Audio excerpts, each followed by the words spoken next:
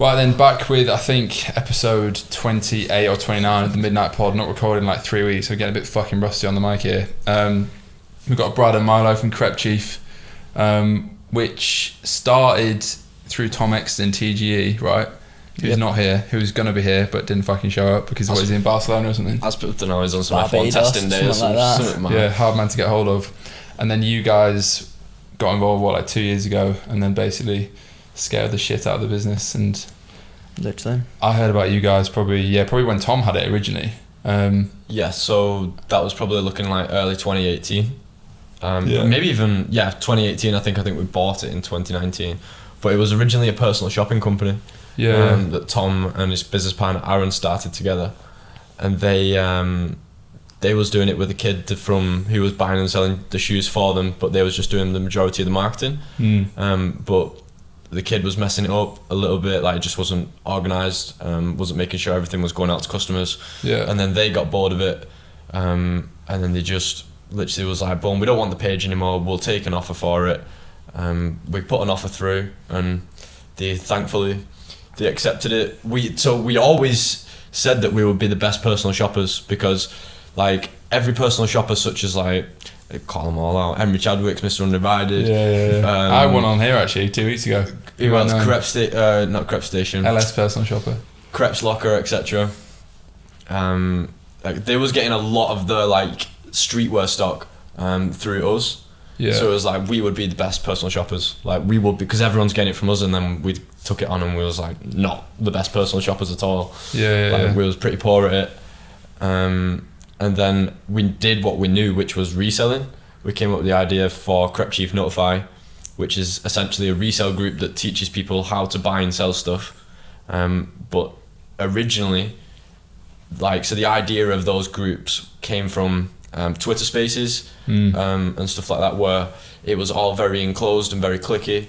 It was maximum, you're probably talking maximum few hundred people. 250 people, like literally 500 people at most. Like people was just obsessed with the idea of like keeping everything closed loops, like not sharing your information, and kind of like just keeping it on that kind of like if you know kind of level, which obviously as from a business standpoint it isn't like sustainable long term, especially as like things grow and change. Well, as you can see at the moment, so those kind of groups, they've like not quickly became outdated, but over the past few years they've quickly become outdated because the information became available like to pretty much every group. So every group was posting the same stuff at some like towards the end, and then we came in and was like, well, there's an opportunity here to just like tell it to everyone and then just scale the business to the top, compared to how like everyone else have been doing it, like 200-300 members charging £30 a month. Like you're not making like mega money, but it was a lot of kids that was just running them at the time. And we wanted to take it further. We was looking for a professional business. Like we said, we tried the personal shopping stuff, didn't work for us, but we was looking for something concrete for us to work on, because I think Will was just coming out of university.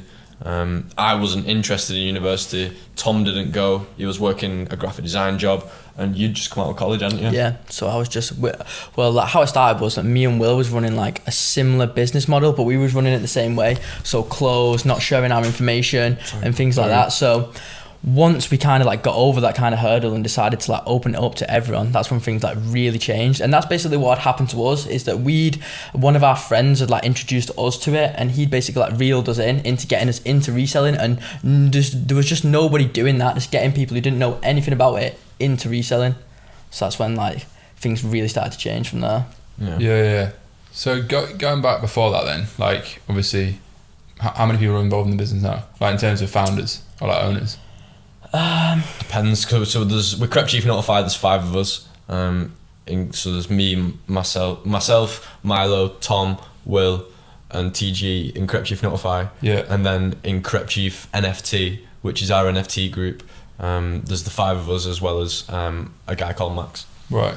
And going back before that then, like your backgrounds, how do you even get to the position where you like want to buy a fucking business? And obviously like most people just go uni, get a grad job, fall into oblivion and I do guess something? I guess it just kind of happened. So like way it went for me was I was in college and I was running a business with Will alongside my college, and I knew as soon as I left college I was just gonna like not go to uni, and I was just gonna try and focus on like making this business and just trying to make everything work. And I just always had in my head like the way to like to the top is just being your own boss, you know what I mean? Starting your own company, you doing like the innovative thing. So that was always mindset, that was always my mindset, and that's the way I got into everything. And then I met Brad and Tom through Will. So that's how it all came about with Crep Chief, because I originally wasn't involved with Crep Chief, and I was just with Will on this like Crep Chief Notified business model but under a different name. So then that's where my background came from, and that's how I got to like start in business. For myself, it just so like going back to maybe like 2015, just started college. I met Tom through a recent English class for GCSE English, and then I got into the reselling stuff because of music. I just became like a massive hip hop fan at the time, and then Kanye West launched the Yeezy 350 V1 around the same time, and I was just so interested in it. And then Tom ended up getting into it because he met Will through photography, which was, they shared a class in college as well. Yeah. And then it just kind of like, the three of us came together, we just loved the idea of reselling, etc. And then we met Milo because Milo was involved with Will in their business, and they lived next to each other at the time. Yeah. It's literally just sheer chance that I met Will, like literally through that. I just literally lived next door to me, and without Will, literally I wouldn't even be in the position that I'm in now, literally, because like he was the one to like come to me and say like, because he knew that I knew about like little bits about coding and that, so then he was like, do you want to help me with this? And then that's slowly how we like got into everything from there. Yeah. So coming up to the point before you bought what did you actually buy with Crep Chief? Was it literally an Instagram page or was it an actual business? The Instagram, nah, not the business. Instagram page and the domain rights. And then that's when, because there's a few different arms to it, like the SAAS side. Yep. That's like, is that the main revenue generator? Yes. So with Crep Chief Notified, the main pull to the business is because of the monitors. So if something's out of stock, you can almost our monitors are the best. Fact. Like we have literally four developers working. That's actual people, or yes, four developers that work on our monitors all the time. Like 100%, our monitors are unbelievable. So if a product's out of stock, we can tell you the second, literally the millisecond that it's back in stock. We can tell you, like quicker than you can process it in your brain, and that's why the software is so valuable. Because it's all about getting those products that you can't get. Yeah. And you get that through these restock monitors that Milo and his team develops. Yeah.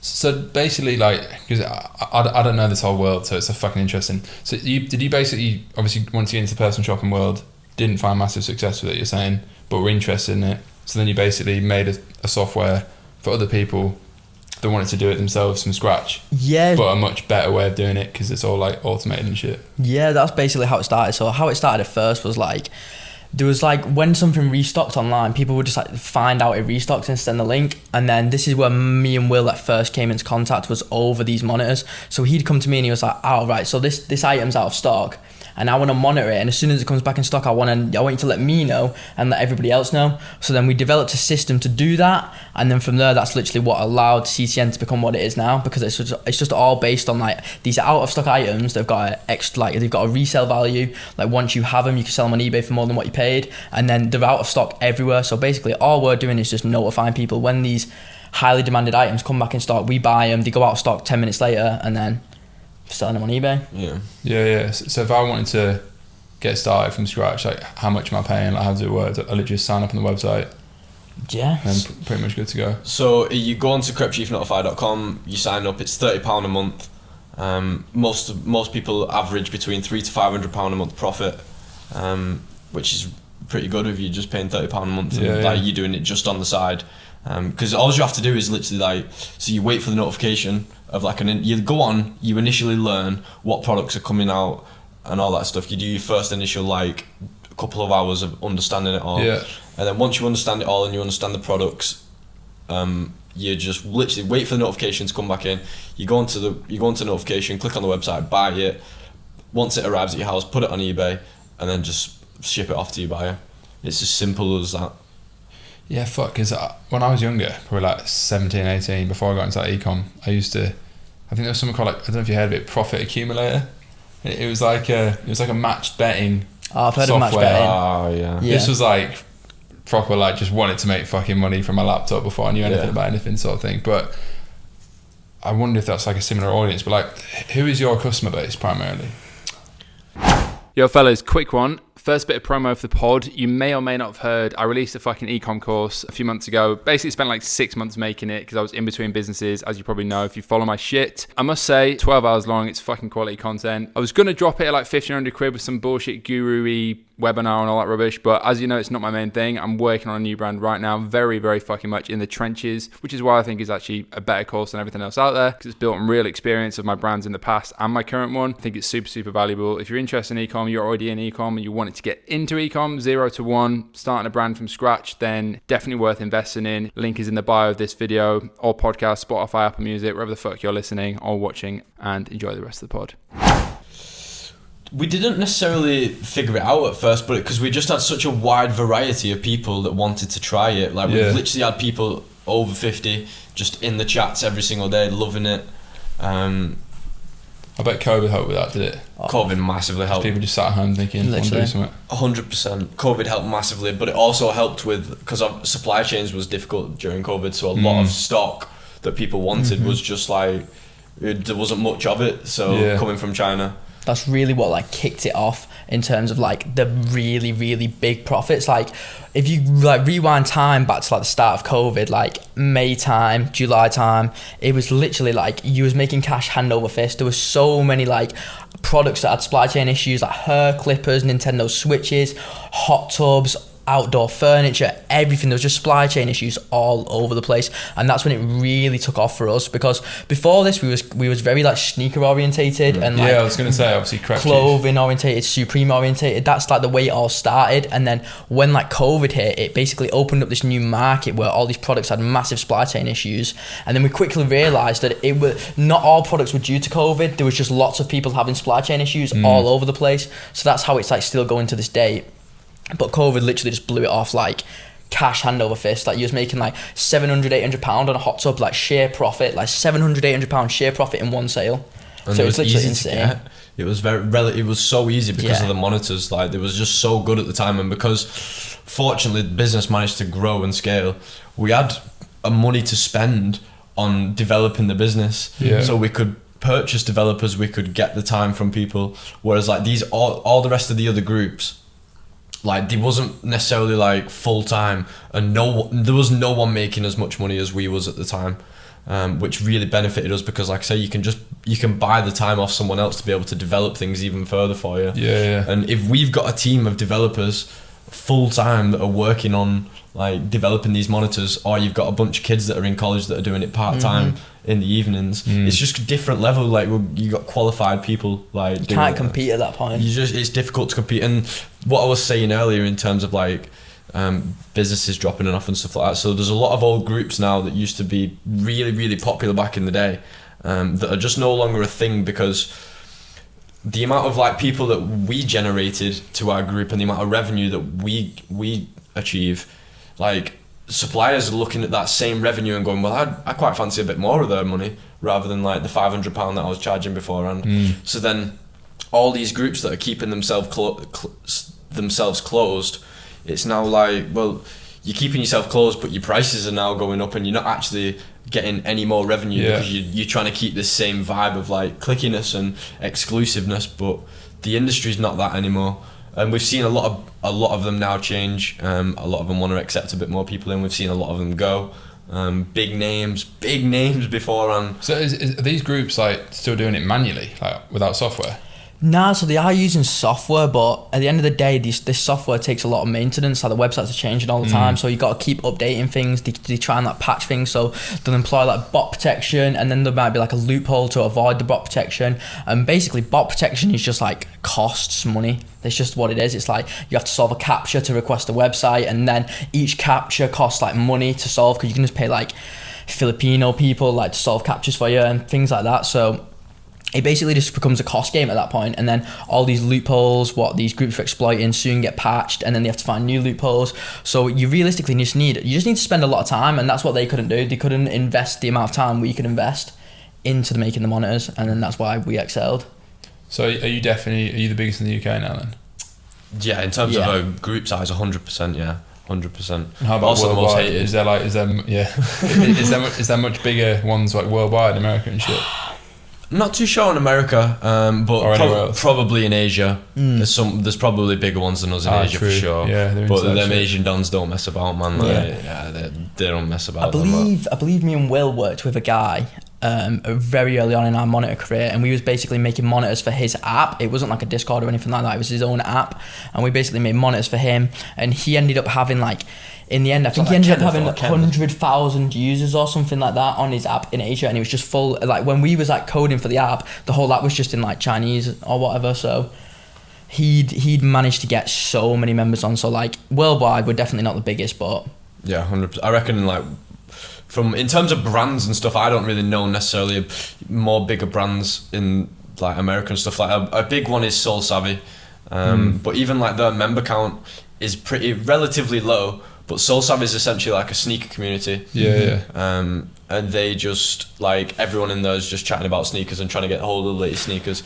But they got some mad I think it was they raised 12 million in their Series C or something stupid like that.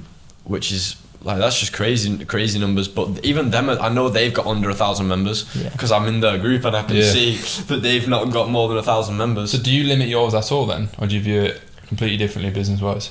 We did for a long time view it completely different. We just wanted to get as many people in as possible, but you do see issues with if you push out a hot tub or a select product to amount of people, and then you now have a huge control of the market. But because a lot of people are beginners, what they've done is they just want to get in, get out, and just get their money back really quick, and also get that profit. So then they just continuously slowly drop the price, which affects the market, which we found with having loads and loads of members. But we're developing new systems now to be able to avoid doing that. In a sense, maybe such ideas such as raffling them off to a certain group of members, or just pretty much just dictating a select amount of people that get a hold of this kind of product, rather than just sending it out to. I think at Crep Chief Notified's peak, I think when most we had was literally 8,000 members. I was going to say, how many members do you have now? Is it? You can't say. A lot. It's a few thousand. Yeah, it's more. It's not 8,000 anymore because we don't have COVID. Unfortunately, we don't have them same kind of circumstances. But it's we do okay in terms of member count. And then membership wise, is there any one membership that you can buy that's £30 a month, or is there different tiers and shit? No, so there is only one membership at the moment. We had a lifetime thing for a while that give you access to different things, but other than that, it's literally just a monthly membership, and that's something that we thought about changing multiple times, making it more, changing it up, distributing it in different ways. But at the moment, it's literally just one membership, one £30 membership. Yeah. What we've found as well is that because it's a monthly membership and it's only £30, people sign up, and then if they only want to invest, say, £500 into the system, and then they buy themselves a PS5 or an Xbox, they've pretty much spent up their £500, right? Yeah. So now they have to wait for the PS5 or Xbox to sell on eBay, which potentially can take a week, etc. So then in that entire week they can't purchase anything else. Yeah. At that point. So we've debated just cutting the monthly membership as a thing, and then just having people that really want to spend their time and invest a lot of time into Crep Chief Notify and arbitrage reselling into a more committed membership, say 3 months, 6 months to a year. Yeah. But at the moment with Crep Chief Notify, you can only buy a 3-month membership and a monthly membership, I believe. Yeah. So do you find customers building legitimately big businesses from this, and quitting their jobs and shit? 100%. I'll give an example. Is Jay Keith. We'll give you a shout out. He I believe he's been doing hustling stuff his entire life. He's been print on demand t-shirts, etc. He's been finding a way. But with Crep Chief Notify, he found his way. He was making really, really good money a month, thousands of pounds a month. He was making YouTube videos off the back of it, and then off the back of it, because he was making a lot using the group, he was getting referrals as well as like a kickback to him. So every time someone signed up from his videos, he was also getting a kickback from that. But now he's massively involved in the NFT space in Crep Chief NFT, and he's doing some crazy numbers off the back of like joining Crep Chief Notify, moving on to Crep Chief NFT, and now he's just gone. Yeah, sick. He doesn't even bother with YouTube anymore at this point because he's just investing all his time into the NFT stuff. He's making too much money off NFTs. That's what he told us. Like, I don't even want to make videos anymore. I'm just making literally too much money. I know off a few people NFTs. that are like that. They basically just quit their fucking normal business because NFTs are popping. It's insane. NFTs. But the amount of money, man. It's crazy. It's just the margins are insane. Like, I think he said last month he was like, I made 10F profit last month. So that's like fucking 25 grand or something like that, 20 grand profit. That's an F at a dip as well. Sat at his desk, just fucking typing away. Insane. Legit. But even like, there's been I could go through the testimonials right now that we have on the Discord. There's been people that have paid off thousands and thousands of pounds worth of debt, or they've paid off cars, and they've managed to get themselves like even bits like M140Is or like A35s and stuff. Like that was unattainable to people at first, but they join Crep Chief Notify. They say they take their average wage from that's like 25 to 26,000 pound a year, and they take it up to 40,000 pound a year because they make 15,000 pound in using Crep Chief Notify throughout the year, which means that now they can get these much better cars that they're now enjoying, or they're saving up for house deposits, etc. Fat holidays, things like that. It's actually insane. The amount of like testimonials, literally. Maybe not changing lives, but like definitely developing them, I suppose. Yeah, definitely helping people. Yeah, it's like one of our flip specialists. He was in like thousands of pounds worth of debt, and that paid off his debt. Literally now he works for us and that, and literally making great money. It's literally it's amazing to hear these kind of stories of like how we are changing people's lives. There's just a bunch of kids that started a bigger resale group than usual, like and had an idea, and then people are now telling you like you've done this for me, you've done that, and it's like we just developed some software and put a few ideas together. Yeah, sick. Like, going back to the start then, like how did you actually? So obviously you bought the brand name and shit and all that stuff. How did you actually develop the software? Because I assume you're not developers. You're obviously hired. I am. I'm a developer, but I'm like fully self-taught. So I've had no education. I've literally learned everything just by googling on my laptop. And we're literally making our app. We've made our app from the ground up. It's literally going to be ready in a couple of weeks. And like I don't know anything. I've literally just learned everything offline. And I've managed to make an app. I've managed to make all these monitors. I've managed to make all this software, and it's literally just that's an example of how you can just learn anything from nothing. Like I was obviously into like computers when I was a kid, but I didn't know anything about coding, and I just literally learned it all from nothing.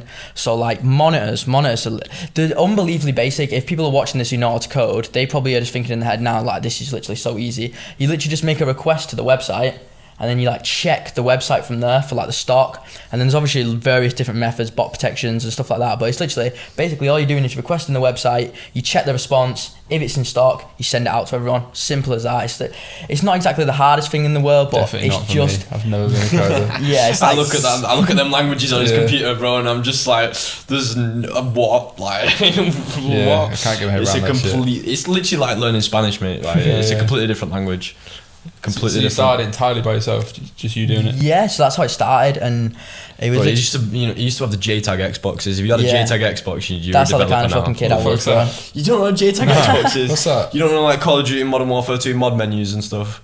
Yeah, so I lied. I used to play that shit, but I don't know. I don't know the mod menus and all that. Well, obviously wasn't into it enough. Mad. Yeah, it's just like modded Xbox and that, so you could just like fucking level up and shit for like level people up and that. So I was always into like computers and that, but I never like wrote any code or anything like that. So I literally just learned all my coding skills from literally just the internet. And it's an example of how you can make something out yourself if you've just got a laptop. Like you can just go on, learn how to code, and like.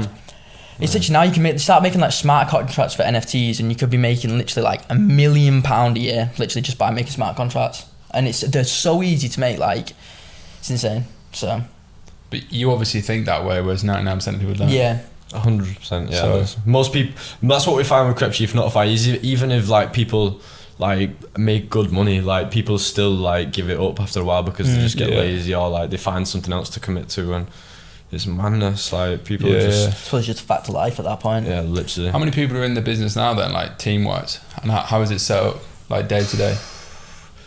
So there's 5 of us that pretty much run it every single day, and then we have, I think in our office we have 5 members of staff, and then I think around the country I think we have a total of maybe 25 staff collective. Not everyone's full time. Yeah. There's a bunch of people that aren't, but I'd say maybe 25 to 30% of the staff are like full time working on it every single day that are working Discord. But we have we have a manager that runs Crep Chief Notify, and underneath him he's got a flip specialist, sneaker specialist, developers, like 10 to 15 support staff at any given time, and then he's the one that now like focuses majority of his time on there as well. So then we could just take a bit of time off and look at the business from a whole perspective rather than having to run the product. So he's awesome. Shout out to Jake. Jake's awesome, man. Legend, mate. So is it effectively 2 parts then? Like obviously people get the software element that like flags what to buy and shit, but then is there like day-to-day support, like community as well? Yeah. By the sounds of it. Yeah, obviously on Discord and shit. Massively. That's something that we wanted to push. We have a community manager, Tino. His literal job is just like making sure everyone in the community is having a good time. Because that's what we found with sneakers. Like I love sneakers. I'm not as much into it as I used to be, but even back then, like I wanted to just talk to people about sneakers. That's what I wanted to do. I wanted to find like-minded individuals, and with the reselling stuff I wanted to talk about like-minded stuff. I wanted to ask people, how have you done on eBay this week? What have you managed to sell a few PS5s or whatever, like from a current customer example, like. So the community is a massive aspect of it, and then we have Tino, our community manager, is brilliant. He runs like game nights with everyone. Like he'll just run like a poker night or just stuff like that, or FIFA pro clubs. He loves it. He absolutely loves it. How did you scale it then in terms of like getting customers from day one? Like was there any customers when you bought it? So that was like one thing. There's like, so we originally like thought about it. So we'd used the Crep Chief page that was just literally Crep Chief at that point. It wasn't Crep Chief Notify, and we'd basically like take that following and we'd convert them into like members who wanted to resell. And then we did that. I think we had around 10,000 followers at the time. Yeah, so we did that, and how many did we get? Like 100 people, something like that. So from 10,000 followers, we got 100 members to our first like version of Crep Chief Notify. It's pretty good to be fair. 1% conversion. There's still some people that pay. Like, so the original Crep Chief Notify membership is £14.99, and we still have customers from maybe like just over 2.5 years ago now when we officially started that still have the $14.99. You didn't force them to pay 30. No, never. There's people on $99 a month as well. Yeah, but yeah, cool. Yeah, so that's how we took it from there. So that's how we initially started. So we had like a couple hundred members from that, and then that was the most we'd ever had in the business model at that point. So from like mine and Will's experience before, we never had more than 100 like recurring customers, and then from there we ended up doing Facebook advertising, and during lockdown that was just insane for us. Like I think it properly started with so we had the idea of, because as we talked about, TG Tom Exton is one of our business partners now, because we bought the page from him. He was also a customer of the personal shopping page, so like I could just send like Tom like the latest like Supreme Nike pieces, and he'd be like, yeah, I want it all, like, and then he'd just be like, right, okay, cool. And then one day we had the idea of like, because he was the most accessible influencer that we knew of, because he was a customer, and we just said to him, we was like, would you be interested in promoting the video, promoting us in a video? And then he came back with like a price. This is what I normally charge, but I can sort something out with you guys, whether it's clothing and stuff. And we was all like, oh no, like we can't afford that, can we, bro? We couldn't afford to be paying those kind of prices. Yeah. And then we left it for a month, and I think we went back and asked him again. And then Tom came back to us and was like, well, if you're that serious about this and you believe in it, like let me jump in with you guys, and I'll promote the hell out of it, and we'll just send it to the moon. And that was how it originally started in terms of the marketing and getting people in. And I think we was growing really well, so we took on with Tom and launched December 20th 2020.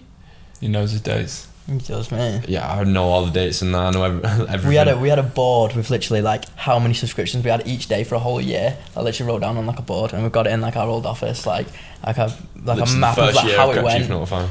So it was primarily him that pushed it marketing wise At the start. For this, because I remember seeing on his videos. That's why I knew about it. Yeah. From December to March, it was primarily Tom, and then that's when COVID hit. Yeah. So it must have been 2019. Yeah, 2019. Yeah, 2019. Yeah.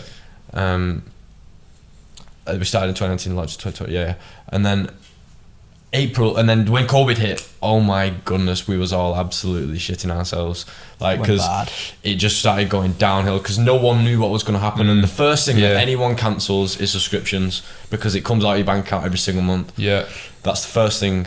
So then we just started declining in members, like, no tomorrow. And then I know my dates. April 13th was the day that our lives changed, and for some reason, I think we did some boost post on Instagram. And we've been toying with Facebook ads and Instagram ads for a while, but we hadn't actually like paid for any or put anything out there. But we used the boost, and then we literally such a basic feature. We was achieving around 20 to 30 signups per day through like February and March. And then when COVID announced, it just went down to like one. You'd be lucky if you got one a day. Yeah. And we was all like, oh no. And then April 13th, out of nowhere, we used the boost post, and then boom, we had like 100 people sign up in one day.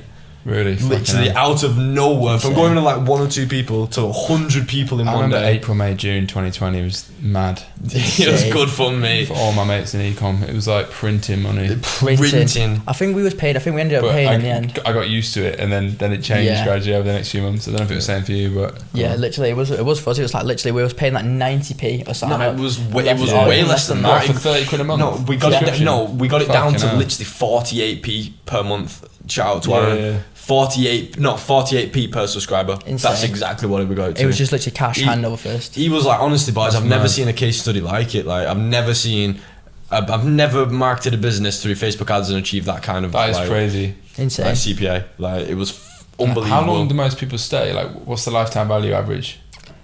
Because like CAC to LTV, which is the big fucking buzzword these days, we've been fucking mad on that. 48p. They probably say for a minimum few months, right? For literally like through them first 3 months, most people stay on average for like 2 to 3 months. But then we do have a lot of people that also stay for those longer term values as well. They stay. We've had people in there for literally years and years and years, but most people stay 2 to 3 months. It's like running a business as well for them. So a lot of people cancel that we find because of time. That's what they say. But I think people are trying to overdo it. Like, if you literally, myself and Milo went out last night and we met someone, and he was like, I don't see how it's like ridiculously time consuming, because all you got to do is wait for your monitor. Once the monitor pings, you buy it. That takes literally 2 minutes, 3 minutes. You wait for it to come to your house. You list it on eBay. That takes 5 minutes. Okay, and then after that, once it's sold, you go to the post office. Pretty much anyone lives within a 15 to 20 minute radius of a post office. You can pick some from your house as well. Most people just get like post office. Like the postman just comes to your house, picks up your fucking like your Xbox and that. So it's literally like no time realistically. So people aren't like drop shipping anything. They're physically buying, receiving, and then sending out. Literally, right. I'm not selling it before they've sold it or anything. Because like a lot of the products are like stupid demand. Like, it's difficult to like drop ship it. Because you can't necessarily guarantee yourself an Xbox.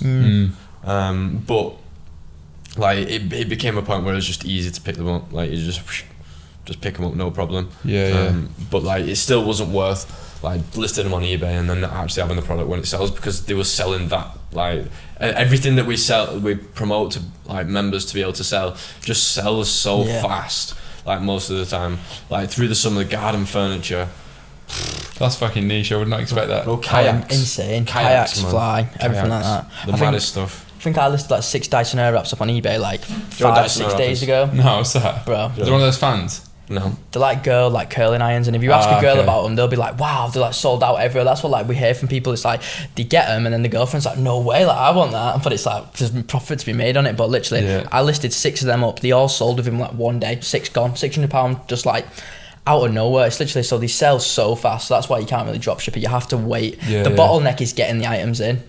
So Yeah. So on the product side then, like fucking kayaks and shit, you obviously, did it start with just shoes, trainers in the beginning? Supreme, Yeezys, that's how it all started. That's how we originally got into reselling. We was all just reselling sneakers and like Supreme and other little bits and bobs like that. I think the first thing I ever resold was like a pair of Palace shorts. I bought on 50 quid, I sold them for 100 quid, and I was literally like blown away. I was like, no way, I've just made like 50 quid at like 16 years old. It was insane. Yeah. I think the first thing I ever sold was a pair of Adidas OG NMDs.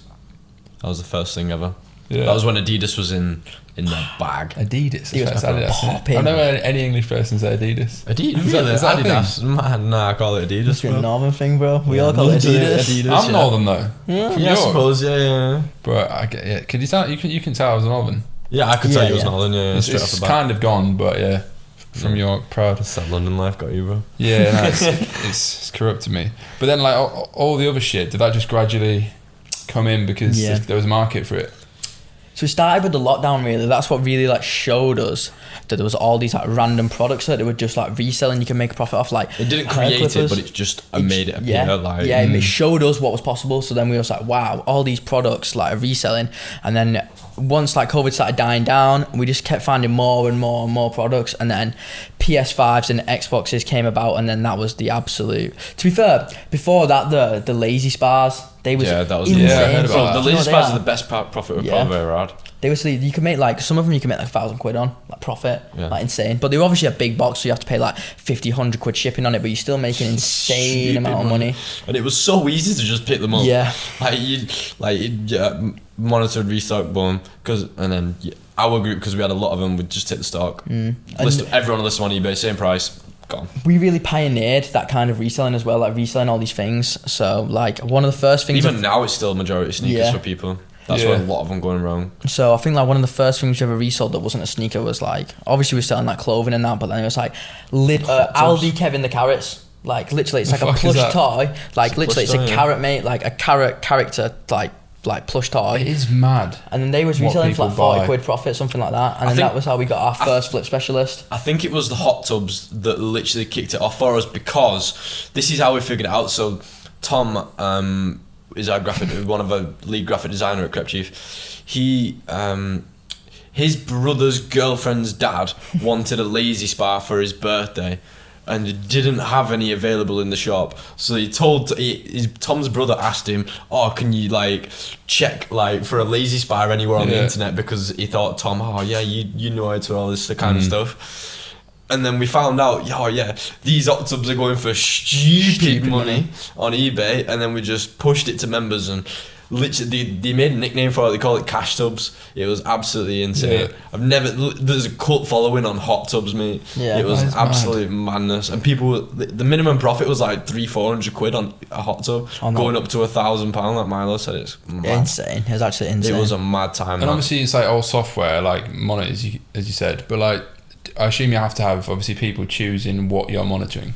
So like, who makes those decisions? So that's what like our flip specialists do. So they're the people who kind of like look for new products, but they also manage like existing products, making sure they're still reselling, checking how it's going, like refunds, things like that. So they are basically looking for new products all the time. As soon as they find a product, if we don't already monitor the website, they send it to like me and my team, and then we from there make a monitor, and then they add the links. So it's literally like they're the ones managing the links, and that's how it all works basically. It's like you literally we just have like we have over like 250 websites being monitored, and we have like thousands of links. Like I think we use like something stupid like 100 million like website requests like every month, just like checking products.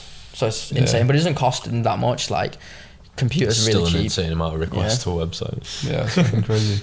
So that's like who's managing that, and then they're also looking for new products all the time. So we've got a constant like flow of new items coming in, as well as like old ones like kind of retiring because they're not really reselling anymore, or they might not be selling them anymore, and things like that. So that's like how all that's managed. I think we have a team of 4 flip specialists. We have 3 flip specialists, then we have a manager for the team, which is Alex. And they literally their sole job is just finding products that resell for the group. Yeah. That is their sole job, yeah. Do you reckon there's any reseller in the UK making more money than the software makes now as a business? As in, like, do you reckon that's even possible? Well, I guess maybe it's possible. What, as but- like buying and selling No. products? Yeah. Like, no. No. Maybe 'Cause like obviously, I've Amazon seen FBA. like Yellow on Instagram and shit. That's what I know. Is he called Josh? I don't know. Josh Riley, yeah. Do you know him? Yeah. Yeah, because I guess he's one of the big accounts. I mean, it's not really my thing, but like, would someone like him? Because obviously, he has like a fucking looks like he has a sick lifestyle. Yeah, it does have Him or anyone else, not particularly him. Josh is not a these big reseller. accounts. Yeah. He's not a Is he not a reseller. reseller? Nah, I just Obviously, he's got his brand as well. Yeah, he does the Yellow World, and I suppose he technically is a reseller with he's got a personal shopping company, Mr. Undivided, but Josh's main business is Yellow World. Yeah. But yeah, I very much doubt it that there is an individual that's buying up products every single month through a monitor, or like going in store, and that's making more revenue than the Crep Chief Notified business. There's literally I would be very, very surprised. Yeah, same. There's like a physical bottleneck, so that's like one of the reasons we start. That's why when people ask us, they're like, well, you're teaching us how to make this money, why aren't you just doing that yourself? Why aren't we just buying every single PS5 and selling it on ourselves? Because the fact is, it's physically impossible. So let's say like John Lewis restocks PS5s, they'll only be in stock for 2 minutes, so I can only literally buy physically like 1 or 2 on each restock, whereas 10,000 people can all get 1 or 2 each. So that's how it works, and it's like it's so hard for one person to just get like an insane amount of products, because they're only in stock for like brief periods. So and then because of the scale of members that we have, you can sell a product out. So then like at that point you're not controlling the market, but like you have a strong hold on it, so like you can keep the demand essentially, because you can only buy it through resellers at that point, because the average consumer doesn't have access to be able to get a hold of those products, because our customers who are reselling them have the software to be able to get them instantly, whereas the most consumers just choose to just like, oh, I've missed the restock, rather than like join Crep Chief Notify and you get your hands on the restock. But that's what we found with the PS5s eventually after like 2 months. The PS5 thing was insane. We ended up getting so much we got a lot of appreciation for it, but also a shitload of hate for it. Yeah, I was going to ask that. Is it viewed as quite a controversial model? Pardon? Is it viewed as like controversial, like as a business? Because obviously, I can imagine it would be from. There's always someone that's got a problem with everything. So. It's literally viewed as like scalping, and some people are really like, when PS5s first came out and it was like just before Christmas, people were so heavily on it because like it was all over the news. We was in the news, like our name was actually in the news, so people was just literally like several big articles. Literally that's like rinsing our Trustpilot with just like false reviews, just saying like these are scalpers, blah blah blah. Literally DMing us, messaging us, ringing us, everything. Literally, it was all over us. We would wake up every single day through that November, December, January period. We would wake up every single day to like a new Twitter and Reddit post containing every single one of our mum's addresses. Yeah, fucking hell. We would. That's what happened with Neon Beach. I don't know if you know much about that, but watch episode 1. Fucking hell. I didn't realise you get that with this sort of business. Yeah, bro, with the PS5 thing and the Xbox thing, it was crazy. Like literally my mum's address everywhere on the internet. Some weird people out there. Wake up, our live chat we used to have on the website, we ended up having to take it off. Our live chat, there'd be thousands of messages every single morning people telling us how much they despise us and how much they want to kill our families. Like every single day. Instagram DMs full of it. You should just reply with a discount link to sign up. Trustpilot, join the party. Destroyed. Yeah. Like the whole thing, like, because we was in some ridiculously big articles. We managed to we ended up speaking to Reuters, Washington Post, New York Times. What, like talking shit about you, or? Nah, talking to them about it, but they was they kind of span it in their own way of whatever sells. But like the way that the interviews all press is good press, right? Well, it worked out well for us. Like a lot of the press worked out well for us, whether it was hate on us or not. But we was in all these articles, so it was getting all this exposure. And then at the same time, you was getting the exposure to people that was like telling you how much they wanted to kill your firstborn, and it's like, well, what's wrong with people? Like, it's just a PS5, man. Like, but then was that the biggest selling product you've seen in terms of like profits being made in total of because the fact is it's like they're making so many of them, and then it's also not that they're making so many PS5s, there's also so many people wanting to buy them, and we've never seen a product with that many people wanting to buy it and the like like the maker of the product releasing so many at the same time. So it, like when they drop online, they might drop 10,000, 15,000, whereas some products might only get 100. So you could just literally get them hand over fist. Like before Christmas this year, it was literally like they was just dropping them all the time, and they was reselling, like they were still reselling like insanely well. And we'll never get, I don't think we'll ever get a product like that that's just so mainstream. It's literally just it's the most mainstream product out there, realistically. Like everybody has an Xbox or a PS5. Yeah. Like it's literally one of the most like common household items. Yeah, literally 100%. That apart from, I mean, in terms of profit, I think the hot tubs and graphics cards will take the tea. But in terms of consistency, like PS5s and Xboxes. Why do companies like that not just make more? Because obviously, like, you don't see iPhones out of stock so much. So you see it now with like the car market and stuff. Like the entire car market's gone up, like massively. But that's because of semiconductor chips, and you need semiconductor chips to be able to make PS5s and Xboxes. Right. Because of like, I'm pretty sure from what I read, there's only one factory in the world that makes them in Taiwan. Really? In Taiwan, there's only one company that makes them, right?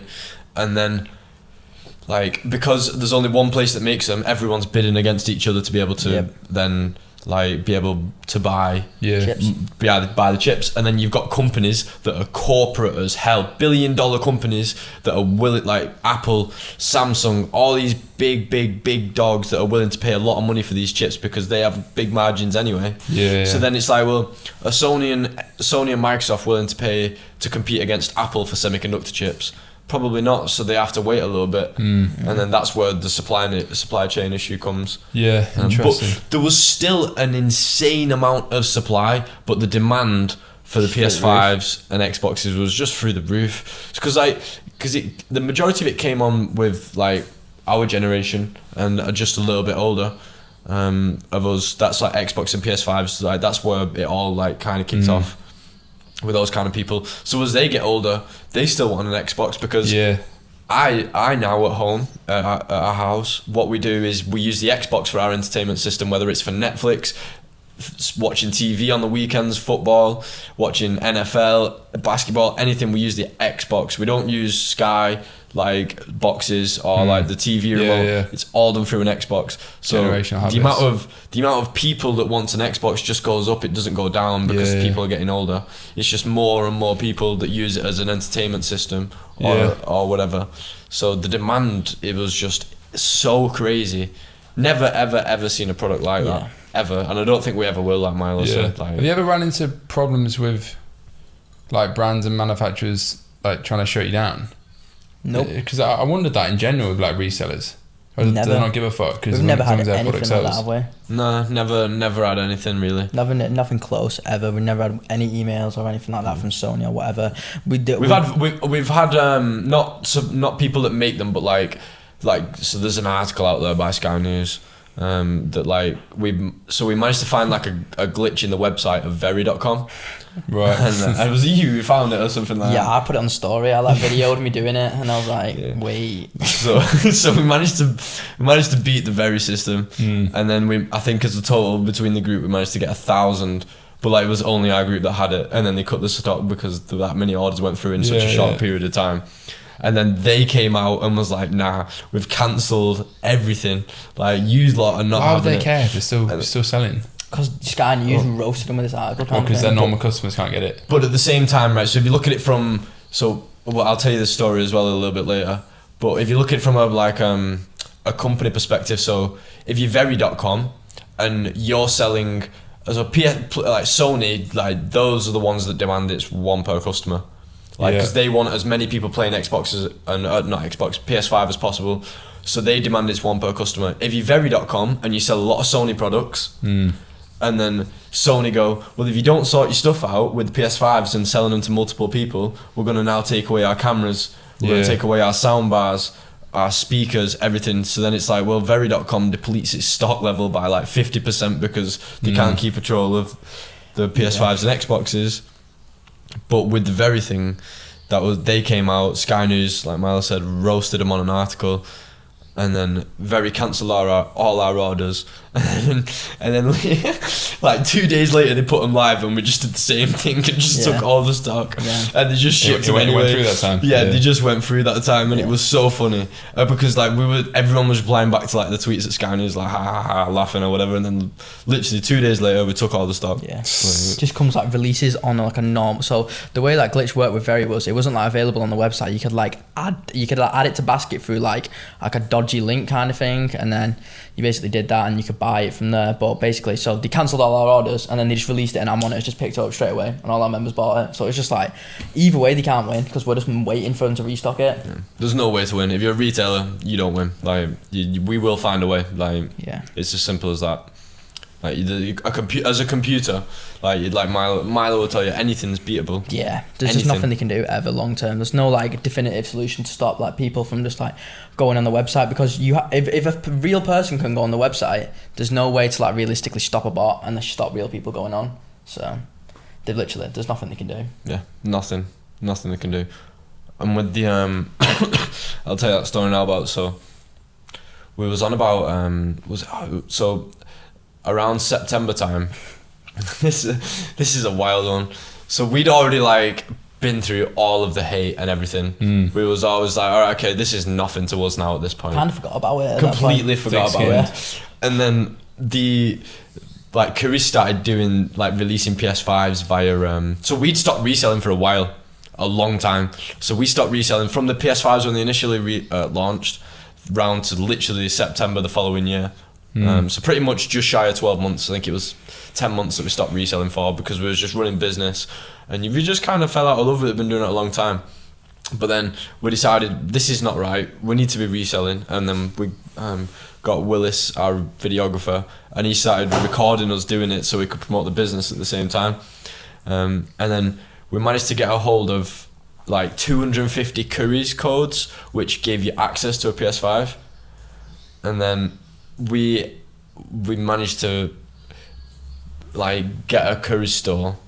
I need to be careful how I say this. we managed to get a Curry store to be able to we managed to not convince them. We managed to swindle them in a way that we could purchase like stupid amounts of codes up. Yeah, just used up all our codes. We must have done like 90, 100 PS5s in one day, and that was unheard of. Like in one day we did it in store, and then in person. In person. Yeah, recorded in person. The whole thing. And recorded the whole thing. Right. And then after that we filmed it all, put it all on YouTube, right? And then the person that sorted us out, that we managed to swindle, he ended up being investigated by Currys. He ended up with a disciplinary, nearly lost his job because we managed to purchase that many PS5s. I've got an email on my phone from Currys that you lot don't know that I've seen, is that like at the end of every email that goes out for Currys PS5 codes now is a message about Crep Chief Notify and the fact that we managed to purchase 90 PS5s in store once, and that should not be allowed ever again, and that if a customer comes in with a code, they are no longer ever in any circumstance ever allowed to purchase another PS5. But we managed to do 90 in one day. And the guy that Currys, he got disciplinary. The guy that we sold them to, he ended up in some shit for it. And then for the video to collect them all, we had to use Milo's dad's business van, which had all the branding on the side of the business van. And then because we put it on the YouTube video, it everyone saw the business and just started destroying Milo's dad's business Trustpilot. Yeah, with so much hate because it was supporting scalpers or whatever. But we didn't get anything from it because we was we've already been Where through it. Where did the code come from? Sorry, in the first place. So I made was that like a hack or what? Yeah, so I made a bot back in the day. So before just before we started CCN, I also started another software company, which was basically just dedicated to getting sneakers. So it's a raffle bot. So when a JD raffle go live, I just enter 200 times, and then I just win all the shoes, and then I just get them delivered to my house and I resell them. And then I basically sold this software onto other people, and they used it. They bought the shoes, so resold them for a profit. And then as that time went on, I made like a one for Currys. So I made like a thing for the Currys PS5 raffle. And BT. And then everybody, and BT. And then everybody entered it up, and then they just won loads of codes, and they just won loads of PS5s. And then, so that's why we had so many codes, because I'd made this bot like many months before. Yeah, there were literally people will be collecting. But like it's legal, right? It's just like cheeky. So legal, yeah. It's just fucking. It's just frowned they upon. can't really do anything. Nah. Yeah, it's just like man said, it's just frowned upon. Like all they can do is cancel your orders, but then you're still trying to beat the people that are doing like achieving those results. Like it's as a retailer, you're not going to compete with those kind of people that can potentially make that much money from doing it, that can invest that much time into doing it. Like so it's basically like a CPA, it's a cost per acquisition. It's like if I can achieve 250 PlayStations on a release, it's like I'm going to invest a lot of time and a lot of like money's your time at that point, but then I'm going to invest a lot of it because I can get a lot back from it, rather than just like, all right, I'll invest a little bit of time and only get maybe 2 or 3. Now there's people out there that are willing to spend a lot of time because they can achieve a lot from getting from it. So the codes thing, we ended up with 250. We had 250 of the Currys codes, and then BT started doing the same thing, and Milo had adjusted the bot, did the BT thing, and he ended up winning like literally 500 to like 750 codes in one drop. It was absolutely insane. But that's not like, it's not achievable for everyone. We're not oblivious to that. Like, there's not everyone that can go and get themselves 250 PS5 codes, nor can most people afford to be able to purchase more than like a couple of PS5s, never mind like stupid numbers. So we know that's not achievable, but like, well, it is achievable because we did it, but it's not achievable for everyone. But yeah, man, that concept was a crazy time. We was doing Xboxes. Literally through September to December, we must have been doing 40-50 Xboxes a week, like through like just ourselves, through the 5 of us. And it wasn't even like I think it was just myself that was like organising it with someone who would like sort us out with that amount of Xboxes. We'd just sell them on to the next man. We'd pick them up on a Sunday, take them to the unit, pick them up from the unit Monday morning, drop them off by 12 o'clock Monday morning or Monday afternoon, and we'd already be like, you're making thousands of pounds a week just from doing that, just from having those kind of connections and stuff. How do you scale the business then, if, like you said before, there's like problems with having way more members? Is there like a plan for that? Or are you kind of expanding it like horizontally rather than just the Crep Chief stuff? At first, we didn't really think about it that way. We didn't we just kind of was like as many people as possible. Yeah. But we was doing it through mostly influencer marketing. That was something we picked up on because it worked with Tom. So it was like influence marketing, like a bit of a no-brainer. And then we did it. But then you also find that your worst customers come through influencers, in terms of like they don't stay long enough or they're not as committed, etc. But we grew massively the business off of the back of influencer marketing. And then like you said, I discussed a little bit earlier about the different systems to be able to maintain the prices on products. So like we do there's a little bit of ticket reselling that goes on in CCN. It's to a select amount of people at the moment, but then once it's made public to everyone, the way that it's going to be ran is that it's going to be, okay, our ticket reselling guys come to us, he said, these tickets are going to resell. We will then pick via a raffle a select group of people that get access to that kind of product, and then they can resell it, and then the next product that comes in, the other team will get it, and then the other team will get it after that, etc. So that's the way that we're looking to maintain the prices nowadays. But with growth and stuff, it was mainly done through influence marketing and Facebook adverts. Yeah, but I mean, I guess going forward, like if, like for example, if you had 1 million members, that wouldn't work, would it? Because it physically wouldn't make sense. Yeah, we can. There's definitely like a certain point where it can only go so far. Like you can only have so many members at that point. So then it's just about like branching out into other industries, like other ways to make money. So we're doing like ticket reselling, like there's FBA, you can do that, NFTs, there's all these other ways you can make money. And then there's also like with this raffle system distributed like that. And then like we said, I think probably the easiest way out for us to scale it is longer value customer, like bigger lifetime value customers. That's like the ultimate way out to me, it seems, is like instead of people who maybe say 2-3 months, it's like we want people who are going to stay for a while, like 11 months, 10 months. So when I said before, like the average person makes £300 to £500, that's a customer that's stayed for 2 to 3 months, like on average. So they're making £300 to £500, and then they're like, oh, cancel, because some people are just like £300 to £500. I'm not interested. I'd rather like spend time with my kids or whatever. And it's like fair enough, but like if we was to be able to like if we could like have a long value customer, we can take people from literally like, so Jake Heathy, a guy, he's been with us for a long time. I imagine he only started out making those kind of numbers at first, but then he moved on to the thousands, and then he upgraded. He's now in NFTs, and he's now doing fucking 10th a month. Like, you know what I mean? Like, it's possible to go from just having your average day job. I think Jake was a delivery driver. Was he? Yeah, he's like, I think he's an electrician, you know. Was he an electrician or something? So, yeah, I think he did like electrician bits and bobs. He did do Hermes delivery driving for just a normal bloke. Yeah, normal bloke, bro. But all our friends resell. Every single one of them now resell. But like at the time, like 4 years ago, it was just the 4 of us. But now all our individual friends, they all resell as well, and they're all making big money now because they don't like they've obviously been close to us and benefited from that situation, but now everyone just wants to do it around us because they realize how easy it is. Like you just buy something that we provide all the information. We tell you what products to buy and sell. We provide you the monitors. You click on the link, you buy it, you put it on eBay, you sell it. It's as easy as that. It's literally so simple. But then a lot of people think because there's quite a bit going on in the Discord, like the community stuff, like that's what actually takes the time up. Like you're chatting in the chats, or you're sat watching a community event, etc. But there's no need to actually do it if you don't want to. If you just want the core principles of reselling, you can do that by clicking on the links and then putting it on eBay and selling it. Like it's 5-minute, 10-minute job all in. Yeah.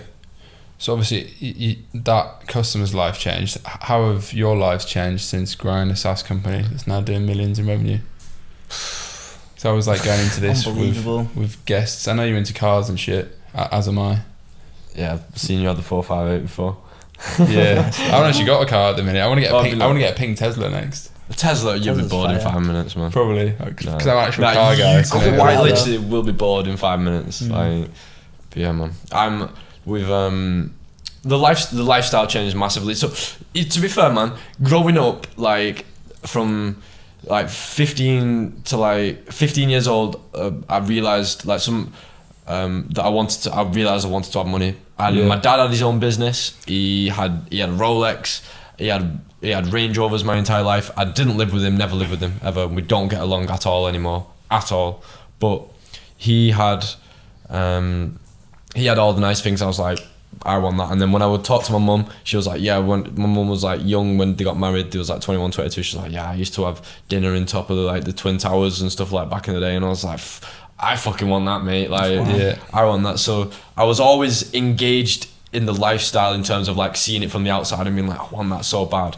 And then when I turned like 17, 18 and got into the reselling, I was like, and you start making a little bit of money, or you make a couple £1,000 and you think you're a big dog. And then like 18 years old, man, I was trying to be in Libertine in Mayfair. Like I literally, when I was 18 years old, I was in Libertine on the table behind the DJ with like some influencers, Godnat and his friends, Gone. Couple of those that I was like, and I was like, boom, this is the lifestyle that I want to have as well. And then a few years like of reselling, etc., and trying to be that person of like, oh, I'm in those clubs, I'm in those social circles, and I wasn't, and I was well too young. I looked like a child in there.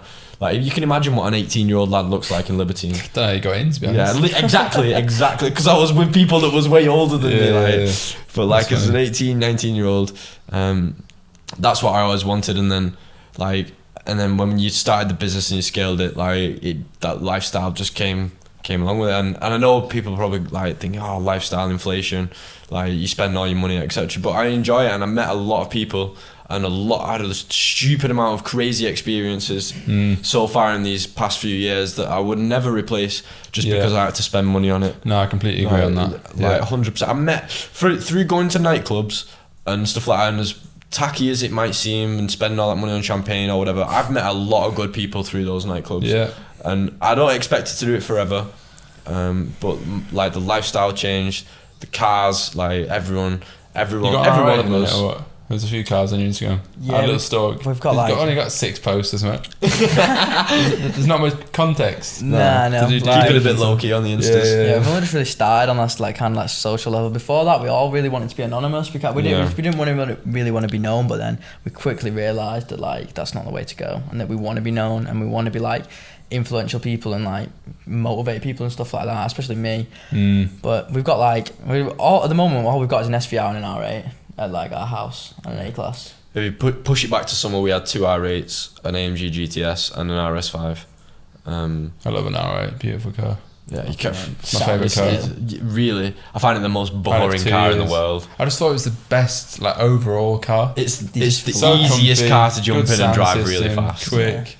I don't want to kill you. Yeah, it doesn't want to kill you. Doesn't want to rip your Nah, arms don't off. do anything. Yeah. Just wants to go. Just wants to go in a straight line. It's a TT with an engine. Before I drove a supercar, I went to Dubai and I rented a Huracan, and I Will had the GTS at the time, but I hadn't drove it. I hadn't tried test to drive it or anything. And I went to Dubai and I rented a Huracan, and even I went to there and was like, this is literally just like having a 600 brake Golf R. Yeah. That's what it felt like. Four-wheel drive, isn't it? That's why. Yeah, it's so safe. Up to 600 brake. That car is very, very safe. You can obviously bin it if you're not careful, but like pretty much those cars are very, very safe. But yeah, I do like a little car, but I'm toying with the idea of being on the other side of the car in the back seat nowadays. That's more. That seems a bit, Phantom or some shit. Maybe not a Phantom, but like I like a little V There's a class. few Phantoms downstairs here actually. Is They're there? fucking filthy. I think my mate Tyler's actually he got lent a Cullinan black badge for a week. Just I think maybe it might have been 2 weeks. We were driving that round Mayfair. That's another level. That car. So fire. Like man, the 450 Cullinan. grand. I think the Cullinan was Black probably my badge as favourite well. car. So sick. Like I think I've very much like I've driven quite a few supercars now. I've had the benefit of doing it, and I think for me now I definitely prefer 100% agree. a 4x4 Yeah. chiller, like, or in the backseat kind of thing. That's like I wouldn't mind like Ferrari's my favourite brand, like in terms of cars. No, So two questions. different to like Lambos and shit. Yeah, Ferrari, man. It is. There's still. I love saying it, like Ferrari. Like, Yeah, it was a the very red different Ferrari. car when I had that. You have to pay attention while driving that. imagine. You can fucking kill yourself in But that car. I wouldn't mind driving that on a Saturday, Sunday, and then the rest of the week doing. I think I drove that once outside central London Yeah, it's in like 9 months. Wow. So it's pointless. Wasted. yeah, man, It's it's so pointless. wasted. Absolutely pointless. I had the GTS so Will had it originally. He bought it, and then we bought it on the business, and I was the one driving it round for quite some time. And I was like, I love that car. I absolutely loved it, but then it just became, okay, I've got to get in this again and then drive it really fast because it's boring to drive Exactly. slow. And then it's tiny, so you have to drive it quick to give it something positive. The gearbox is terrible if you drive it slowly. Like it's such a it's a terrible car. Wants to Like kill you. it's a terrible car in reality. But if you're driving it fast, it's a fucking, Yeah, it's like my mate Tyler again. He's got a Hurricane Perf Spider, and I was in it the other day. I was just like, we looked at each other, and he was like, "I'm getting rid of this. My back's hurting." literally We're both in our boring, mid it's 20s, annoying. and I was like, "This is too small now." Yeah. It's What's the annoying. point? Like we get it. Yeah, Like, literally, full you get slow. it, don't you? Get like, a Urus or something. Yeah, you get it. Like everyone says, the Urus is the best car. But Yeah, then, I've driven like one once of you've them, driven they're the sick. supercars of like a little bit, and you're like, I get it now. But then it's like when we had the 2 R8s in the GTS, Milo had the RS5. I still prefer driving the RS5, and They are sick RS cars. the problem with the RS5 for me was the gears didn't go long enough. It went up to like 6,000 RPM. But if it had been a bit further, that would have been the perfect car for me. I think the gearbox was the only fault on that car. Just slow. But a bit apart from that, I think I prefer that to the supercars myself, 100%. Supercars are just every time you get in it, it's just fucking cold as fuck when you get in it. Yeah, They're yeah, painful. The seats are hard as fuck. The suspension's stiff as fuck. It's one of You those drive things like where trash in the cold. unless you've had one for a while, you think it's sick. Yeah. And it still is cool. But then when you actually have one and live with it, Yes, it's like when it's cold on a Tuesday morning in Stoke. and you've got to wait So they say, 15 minutes. So in the GTS, man, like, so when Will had it, he lived about 20 minutes away from our office. And because it was COVID and stuff, the only time that he was driving it was to go from the office to the house. But the gearbox didn't warm up enough in time to be able to drive it fast. So then it was like, what's the point in even having this? And the gearbox is just terrible up until it's warm. Yeah. Like Tom used to have ceramic brakes on his old R8, but the ceramic brakes wouldn't warm up. So then it was like he'd be driving an Audi R8 and he'd put his foot on the brake to like leaving our house to go onto the main road, and the brakes wouldn't work. So it'd just be like, well, I'm petrified of writing my car off every time I get in it because the brakes aren't even like warm every time. Yeah, fucking hell. Absolutely fucked. Yeah, man. Living with a supercar, and then you've got to look at the services. It's a lot of admin. Personally, just get yourself a Urus. But I'm a G-Wagon. I'm a G-Wagon fan.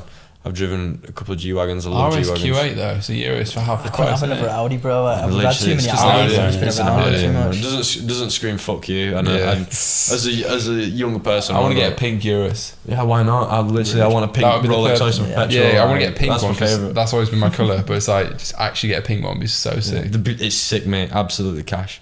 I think the 4x4s, Range Rover SVR, G63, Urus, and then if you're a fucking rich man, Cullinan. get yourself a Cullinan. Like, imagine a pink Cullinan, that'd be dirty. Have you ever seen Jeffree Star's? Yeah. Jeffree Star makes so much money. Fuck. He's got his 720S's, Sennas. He's making like 100 million a year or some bollocks. Yeah, he's making insane money. Yeah, man, he's an absolute nutter, Jeffree Star. He loves his cars. Well, sorry, she. I don't know if she's transgender. Neither do I. Yeah. Nah, so I'm not being that way. But if she's transgender, then apologies for saying he. Still killing it. Yeah, still killing it, man. Absolutely killing it. 15 million subscribers. She obviously churns cash. Fair folks can't complain. 100%. Have you ever thought about moving anywhere but Manchester? Is it near Manchester? Is it in Manchester? Yeah, it's just outside. Just outside Knutsford. Because I've had this debate with a few not debate, but like conversation with a few guests who don't live in London. But it's like they love to claim that they live in London. Yeah, well, it's not even that. It's just a different lifestyle, isn't it? Because I'm from up north as well, like countryside spec. Well, not countryside, but like obviously being in York, 2 minutes anywhere is countryside. Yeah. It's kind of similar in Manchester compared to London. But like obviously being in central London, like I like the location and that, but there are drawbacks. Obviously everything's way more expensive, like per square foot. 5 times the price. Yeah, we don't actually live in Manchester. Like we live in Knutsford, which is in Cheshire, which is 30 minutes from Manchester. Yeah. But like I spend my life in Manchester, like all the time. I sleep at my house in Knutsford, but I live my life in Manchester. Yeah. But like half an hour, I suppose. Like that's half an hour's within like the M25 in London, so I'll claim the same in Manchester. Yeah, no, it is pretty much. Yeah. But yeah, we live just outside of Manchester in Knutsford. Unfortunately, only till literally 5 weeks, and then we're moving out of our house in Knutsford. We don't want to live there anymore. It's boring. Nothing to do there. It's just fucking so countryside. Literally, this is so countryside. Yeah, all our neighbours are above the age of 60. It's like a big fucking pad in the countryside. Yeah, it's countryside, very different to my lifestyle here.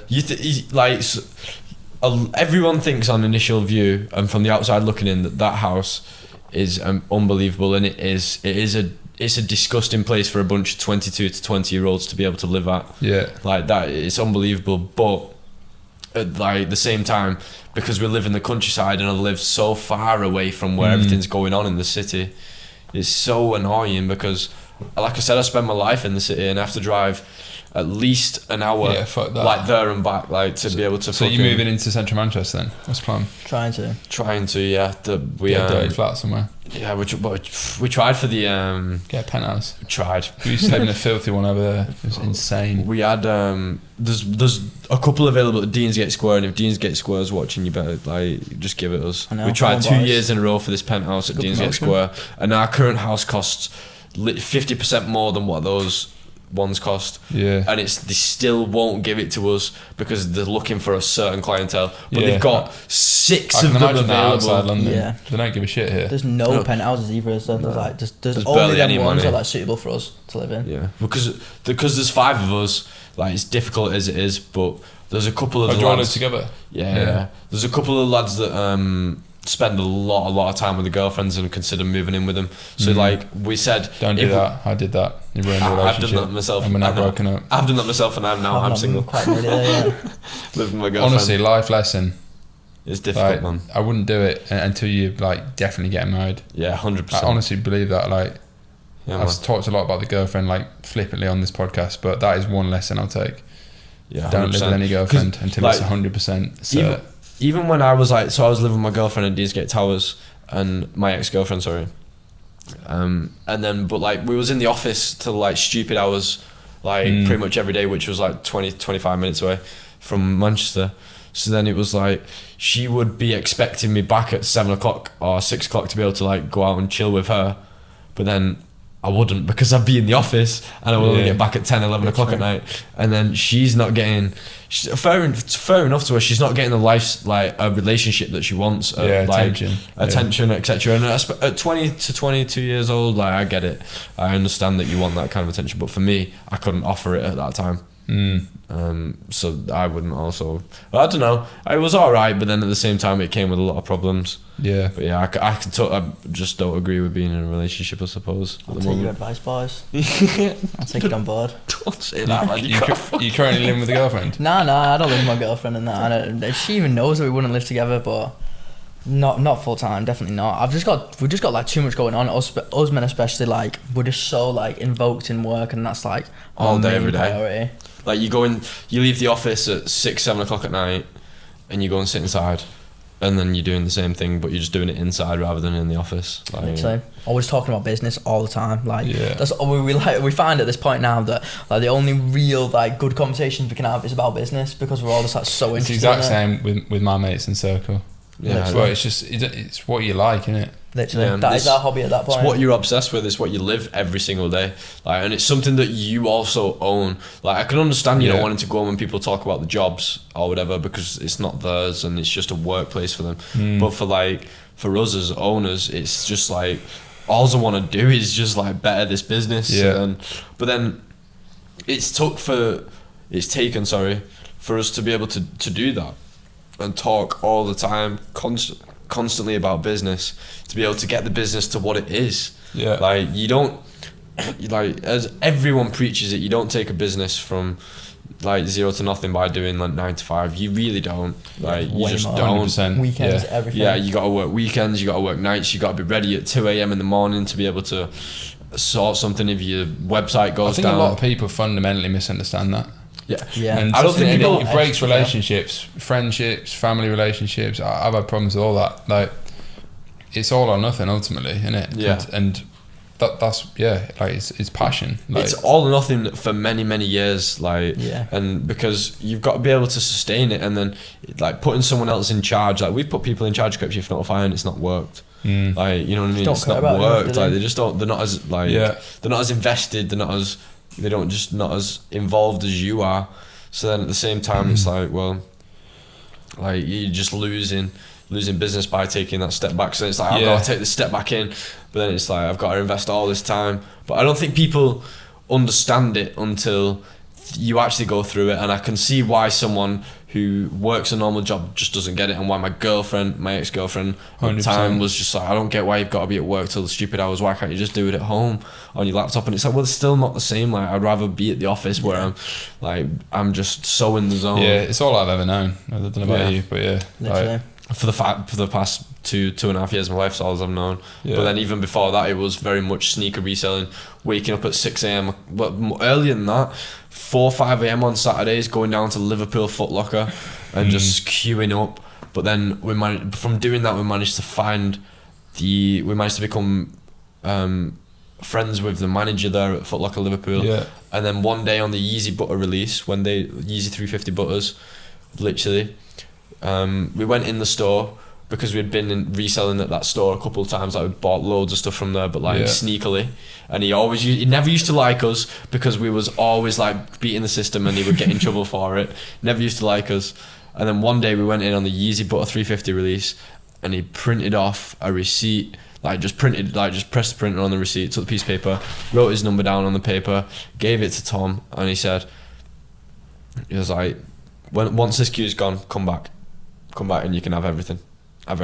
So that day we left that store with 350 pairs 350 pairs of Yeezy Butters in one day. Fucking hell. And it was going for £70 profit per unit.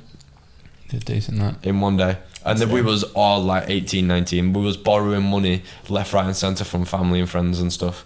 Like, because I didn't have money to be able to afford all them pairs. I was like, yo, dad, like, mum, dad, send me some dough, and then I'll just kick back like 10 or 20 per pair to you, or whatever. But they weren't even interested in that. They just wanted me to do well. Like, they never ever took any money from me, like, when they borrowed me money. But I benefited a lot from that at the time, being able to borrow a little bit of money from my parents, maybe like a 2,000 at most I ever took. But then just like being able to just take that money, put it into something else, get paid from someone, pay it back to my parents within a week. Like, it was unbelievable. Yeah. On that then, like, going forward, where do you see the business going? Because ultimately, it's a tech company, it's a SaaS company. Like, I had a guest on, Alex, that sold his tech company, sold his SaaS company, and made, I don't think I can say on here, but fucking multi 8 figures personally. Shitloads like, of money. Big money. Like, do you think about like potential exit, you know, like over the next few years, where you can take it, or are you still more kind of in the earlier, I think just want to do what you can with it and you'll think about that later? I think at the moment we're still in like the early stages of it, and I don't think the business and like the actual like software is worth that much. But I think that like... No, I completely disagree with you on that really quick, because if you look at Soul Savvy, then they're getting seed funding is at 12 million. Our Series C is at $12 million. But I don't think the actual technology is anything that nobody else could do. Like, if you just got a couple of good developers together, you could whip it up in no time. But I think like the potential for us is to literally make it into something amazing, like an amazing platform, like, and ultimately that's the goal, is literally to just make it the best product it can possibly be, make it as simple as possible, and take all the skills from there. Like I said about we're making this app now, like we've made like our own app for the ground up, so now I know like how to make a grab, like how to make an app like out of nowhere. So next time something comes along that needs an app, I know I can put it together in like a month, like out of nowhere. So it's just like things like that. I think like the skills we're learning from doing this will allow us to take it to the next level, allow us to take it to that point where hopefully, you know what I mean? 8 figures now. I don't know if necessarily it's a home run business.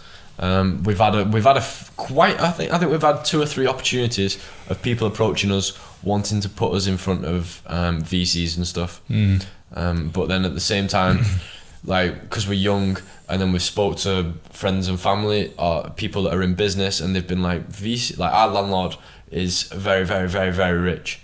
And we spoke to him about stuff, and he's like, I'm not gonna lie, boys, if you get put in front of a VC, they're gonna rip you apart. Like, they might pay you, but they're gonna absolutely destroy you and take you for everything that you've got. But we've had literally 2 or 3 opportunities of people come to us and say, we'd like to like put you in front of investors, we'd like to do this for your business, and then we'd like to put you in front of an investor. And we've turned it down every time so far. We've not looked at exit plans, but the one thing we've always all said is, because we're from the reselling industry, we want a reselling empire. We wanted to build a company, Crep Chief Notify, that just was a staple. Like, you couldn't dispute it. Everyone knew about Crep Chief Notify, and everyone in the industry now does know about Crep Chief Notify, and there's no two ways about it. But like, I do want to take it a bit further and build a proper brand and a content and media around it, and that's where I like now want to take it in my aspect of like, because I'm mostly focused on the marketing. I want to focus on the content and building out a brand and doing these podcasts or doing Q&As, etc., and just like taking it to that next level, rather than it just be a reselling company that sells subscriptions. Like, be a proper brand. That's not just a simple transactional business. It's the hardest but best thing to do. It's so hard to create content that people want to watch. It's key to a big, like, multi-million pound business. Like, the brand is everything. At the end of the day, it's like with NFTs for us, it's like people like know now. We're proven to help people make money. So it's like, if you know about Crep Chief Notify and you want to start getting into NFTs, you can just look at Crep Chief Notify, look that it's been successful, look that it's a real business that actually works, and then it's just like, boom. It's obviously going to work as well, because Crep Chief NFT. We've proven ourselves. I think with Crep Chief NFT, like, we started with 0. But then, like, we instantly got 500 members off the bat, purely because of the reputation with Crep Chief Notify. So is that about getting into NFTs at like low floor price early, basically? No, it's more Or about is it like actually- minting. is it your own It's more about project? minting. It's more about like upcoming drops that haven't released yet. That's the key thing. Like everything we push hasn't released yet, so it's releasing in the coming month. So it's about how you can get whitelist, how it's best to go about it. We're analysing it. We're analysing all the aspects of the project and like how we think it's going to perform, basically. So it's not about like secondary market. It's more, we do want to go into secondary market thing, but at the moment it's mostly like minting. We set, so like our target market is beginners. Yeah. Like, and beginners don't want to invest a lot of money into the business. So with secondary flips, like you're asking people to necessarily wait some period of time. Tie the Or money up. You tie your money up into a project, so you put £500 to £1,000 because NFTs aren't cheap. Yeah. There's a lot of NFTs that you want to invest in. That, like even 0.5 like a month ago was like $2,000. It's not now. It's 1,000. Yeah. But like that's a lot of Dropped money. on it. That's a shitload of cash to So £1,000 fucking spend on a picture, makes mate. Like, so then it's like, well, you've got to convince people to then buy something, keep a hold of it for a long time and hope that it goes up to an X price. Yeah. But with the minting stuff and staying focused towards that, it kind of like allows you to like, okay, we know this is going to go for over mint price. You buy it at mint and then you sell it at overs, and then you can reinvest, etc. And then once you've built up your profits and you've got yourself a couple $1,000s, that's when like you start getting involved with like the secondary market. And then you start holding pieces, like you pick up something at $500 to $1,000 and hopefully you sell it for $2,000, $3,000. But for like our target market, it's about building that cash flow initially, and keeping the business alive. Yeah. Because if you buy something, so there's shitloads of NFT projects that like you buy and then, well, there's a lot of NFT projects that you can buy that then like you spend a lot of money on and just go to zero. Yeah. But that's why you have Yeah, Crep Chief mostly. NFT, because we have literally like 5 or 6 people that do the same job in Crep Chief Notify, in finding products. We have people that find NFTs, evaluate the projects, and then they decide, okay, we think we should push this to members because we think this project will do X well. Yeah, fuck. There's a lot of shit you could do. Like There's so a many lot. different angles in it. There's loads of different Yeah. angles, but the one thing that we always wanted to do was build a reselling empire. I always wanted to be the best at best in the reselling industry. I wanted the biggest group. I wanted to be the best brand, like because it always felt like you have to be pushed out of these places, like these groups, etc. It always was like you can't get in. Like there's no way I'm letting you in, and it was always like fuck you, like fuck off, like you know what I mean. I always wanted to be the biggest and the best, and we managed to eventually get there. We did it with a lot of hate, but we did it. Like, but now it's about taking it to the next level and just trying to be global with it. And so with NFTs, that is beneficially global. So that's hopefully A game the changer. situation. Do you to go have, to. for the Crep Chiefs main stuff, do you have members outside the UK? Not really. Not for Notify. So is that a way to scale it? We did initially do Crep Chief Notify USA, and that was off the back of was launching just before PS5s and all the articles came out. And once the articles came out, they started like, we had Crep Chief, we launched it accidentally, I suppose. We had everything built, but we hadn't marketed it whatsoever. But the articles, because they was primarily US based, Reuters, New York Times, etc., they was all sending a US audience. So then like people just was like they'd go into crepchiefnotify.com and it would redirect them to the US page and they'd buy the US group. But because the US group was running in the back end, like anyway, because we was running it for testing, was like, oh fuck it, we'll just take everyone in. And then we ended up literally doing like 500 to 1,000 members at first. But because a lot of the articles was saying that we was a bot, which was not true. Like a lot of the articles was saying that all our members was using bots to purchase Xboxes and PS5s. Not true. We wasn't using automated software to purchase. We was using automated software for stock checking.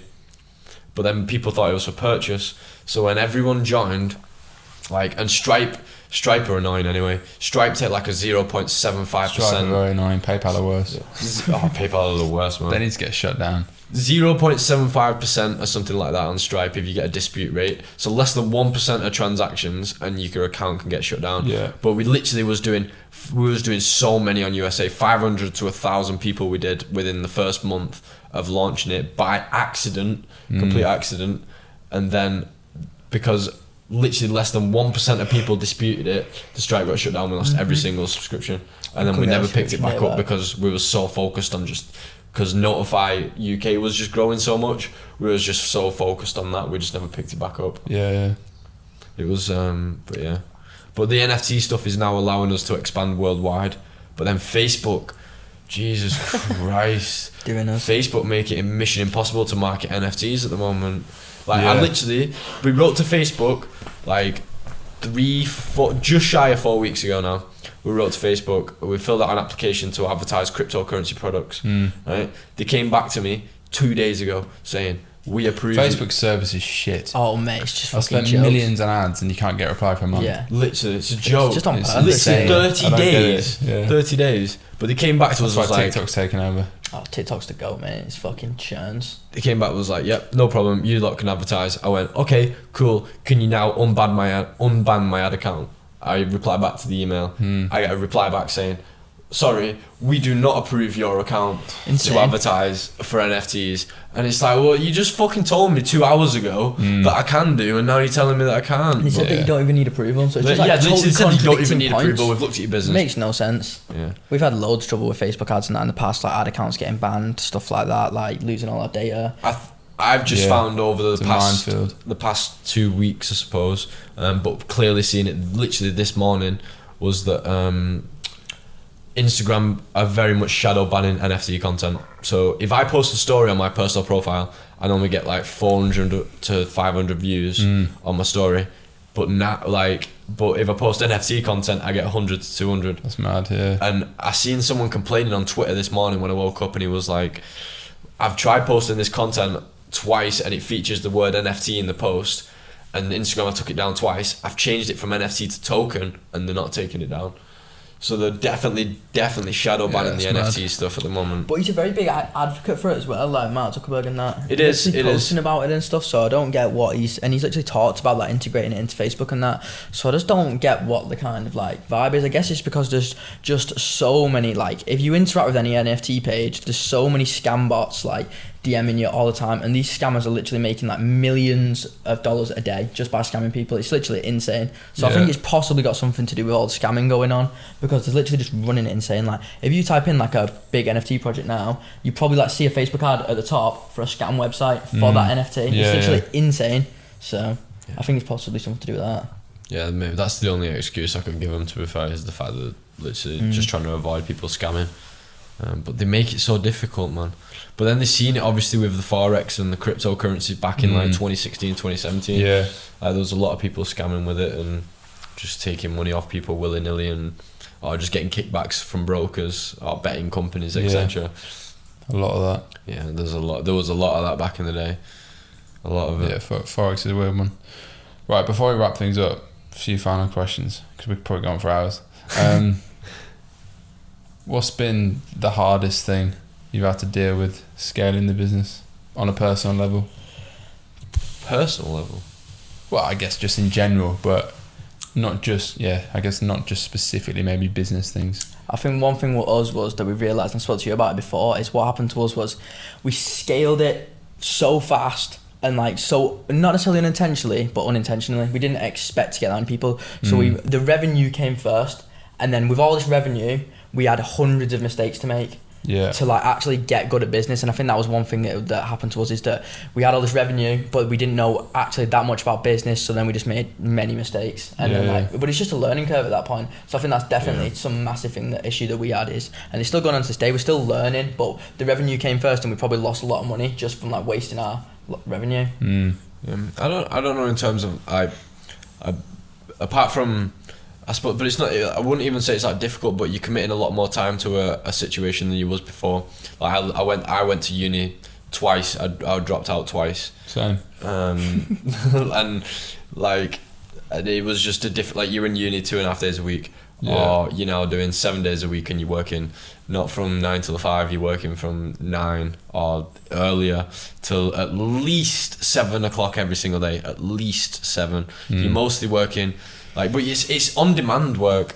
Like, so even if you sat in Dubai on the beach at 5, or you're at Al Naseem smoking shisha, like you're still working. Like, you still get a message from someone and you still reply. even if you're like on holiday, there's no I'm going to switching Brazil off. on Monday for 2 weeks. Very random. People think I'm on holiday. I'm not. No. I'm just going to Brazil to be in Brazil and work. I'm going to It'll be a bit experience holiday, Brazil, but I am also working. That's how it's always been. Yeah. People that aren't in the game don't get that, so it's not a holiday, it's a trip. You just can't even switch off at that point. The only Yeah, holiday so we ever take is we do a week in Europe in the summer, and that's it. But we have everyone else. We have everything in place around before. But apart from that, we take a week in Europe, normally South France, and that's it. But yeah, that's the only holiday we take throughout the year. Yeah, sick. Alright, final question, because I started asking this in every fucking pod now. And I guess you can both answer, maybe like one each or whatever. If you give 3 bits of advice, like your 16-year-old self or whatever, like, you know, just like a much younger version of yourself that hadn't done anything, knowing what you know now, what would it be? I know some. First thing I'd say to myself is literally just do it. Like whatever you're thinking, whatever you're like thinking about doing. Like I spent so much time on the wall about doing things, and I wish I'd have just took the leap straight away and just done it. And I feel like so many people out there, like they're all thinking about starting a business and that. One of my friends did it. He was saying, "Oh, I'm starting it," but he wouldn't do anything. And he was, in his case, he was starting like a food restaurant. And I said, "Lad, just literally do it. Literally start doing it from your house. Literally start selling food from your house and just get on with it. Just literally get in the mix and start doing it." And then another one from that is literally anything's possible as long as you just don't give up. Literally, you can just do anything. There's a way to do everything as long as it's in the laws of physics. It's literally possible. There's nothing to say that it's not. If Elon Musk can come from South Africa and move to America and start building rockets and go to Mars, anything's possible. Literally. So 100%, my fucking hero, bro. And that's what he says. He's literally like, if it's in the laws of physics, you can do it. Simple as that. For myself, I would say the number one thing is, and I preach it all the time, like Milo's thing is just do it. Like just my number one thing is you are who you hang around with. 100%. I agree with that. You are Massively agree 100 with that. million gazillion percent who you hang around with, 100%. and that is how you find like your way in life. Like you people that are around you, the way that they operate. If those people around you are selling drugs, the likelihood is you're going to end up selling drugs. Yeah, those people facts. around you being lazy and not going to uni or whatever, chances are you ain't going to uni as well. Like that's just the way that it works. You are who you hang around with. That's my number one thing I would tell the 16-year-old I think that's self. actually probably one of the biggest things in hindsight now as I'm a bit older. Like, my circle of mates is just flabbergasting. Like, it's fucking insane what my mates are doing. And it's normal. Because it becomes normal, it raises the level. 100%. It's like, as horrible as it sounds, like, you do get used to, like, the lifestyle of, like, oh, yeah, you up in the Lambo. Like, you just, like, your mate's driving, whatever, you up in the Lambo. It's normal at some point. Yeah, it just becomes normal, or you're just getting Audi R8s. But then it's like, okay, my other mate's just copped, like, the brand new F8, and it's like, I gotta get the F8, man. Sets like, the bar, innit? You sets the bar, man. Each other's bar. Yeah, like, you just keep setting the bar for each other, and if your man's setting the bar for selling weight, then that's not a good vibe to be in. Yeah, 100% agree. Like, but Very, very, very true. I agree with that one. That'll be my third, bro. you are young around with. Myself is number 2. I would say is literally just like it's not. What, in 2 each? I'll do Go the for it, second go for one. it, go for I'll it, do the go for second it. one. Yeah. But it's a lot of time, and you've got to be ready for that. Like you got to be prepared to like answer the phone at 2 a.m. or you've got to be prepared. Like there's times where literally websites have gone down. I've been up at 3 a.m. Like, trying to figure out a way with Shopify. Like back in the day, a couple of years ago, of like, okay, how can I get this website online because I've just spent money on an influencer 5 hours ago who's currently sending traffic or whatever, currently around the place, and I need to be able to achieve sales, otherwise I've just wasted shitloads of money on an influencer. Like there's times where I've been through that. I've been sat answering live chats all day, as tedious as that is. You've got to be expected to do tedious jobs in your business. You don't want to do them. No one wants to sit in Instagram DMs. No one wants to sit and answer live chats, but you've got to do it. Like that's you've got to be committed to the tedious work. I would say is like my number 2 thing. But yeah, you are who you hang around with, man. That's a fact. Yeah, and that's my number 1 preach in life. And that's something like 100%. I told it to Milo, and Milo was just like, so true. It's the truest thing ever. And now we say it to each other all the time. It's like you've got to be careful in your circle, and I appreciate my circle, the 5 of us. That's my team. I couldn't live without my team. There's no way. I know I can ask every single one of them something and be able to get a different answer from them, but it's also a solid answer every single time from each of them. And I can't exchange that in life. Yeah. Like being able Priceless. to, like if I look around at most people's social groups, and I'm like, okay, all you do is you just go to the bar with him once a week. Alright, okay, you're just doing drugs with him, and it's like, but I've got people around me and my friends that are people that I live with every single day that are pushing me to be more. Yeah. So now I generally naturally have to like feel like I need to achieve more to be able to do it. So it's just about pushing each other to the next level. Yeah, agreed. I can't preach that enough. You are who you hang around with. Can't preach it enough. That's a good note. That's a good note to end things on. Right, yeah, sick. Probably go on for fucking 3 hours, can we? But it's one of them. Yeah, I think that's a solid message to end on. Super fucking interesting story. I'm intrigued to see where you take this shit. Appreciate it, man. Appreciate it. Northern Thank you for having boys. us on and that. Man. Yeah, always You'll never biased. see it, innit? Yeah, look, if you're enjoying the pod, subscribe, share it with the mate, all that good shit. Got loads of episodes, like 6 weeks ahead at the minute. Been fucking grinding these out. But yeah, hope you enjoyed the episode and see you in the next one. Cheers for watching. Peace.